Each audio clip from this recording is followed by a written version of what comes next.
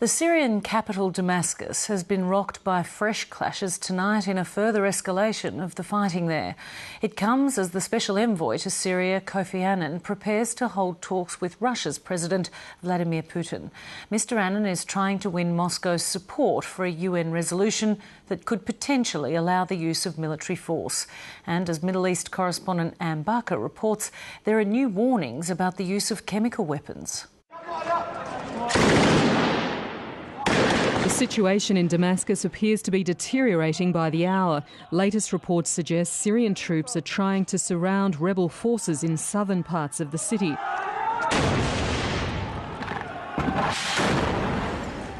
And that helicopters fired heavy machine guns before dawn in two neighbourhoods.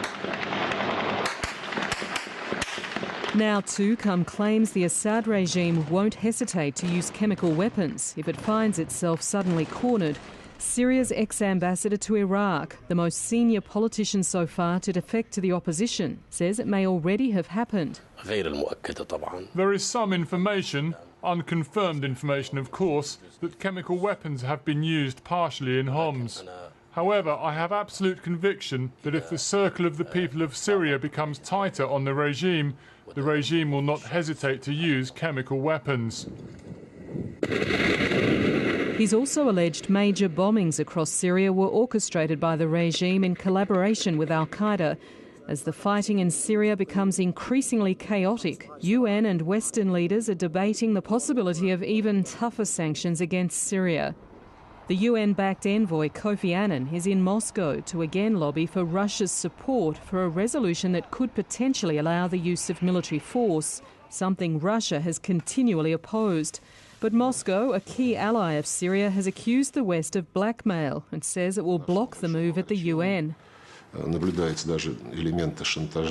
We are told if you don't agree to adopt a resolution along the lines of Chapter 7 of the UN Charter, then we'll refuse to extend the monitoring mission's mandate.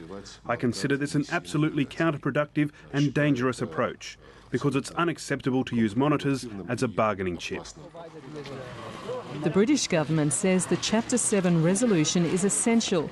I think as the violence in the south of Syria gets worse, it underlines the need to act at the United Nations Security Council. We are negotiating there at the moment for a Chapter 7 resolution threatening consequences for non-compliance with the Annan plan. The UN has until Friday to decide whether to renew the mandate for the UN monitoring team in Syria. Anne Barker, Late Line.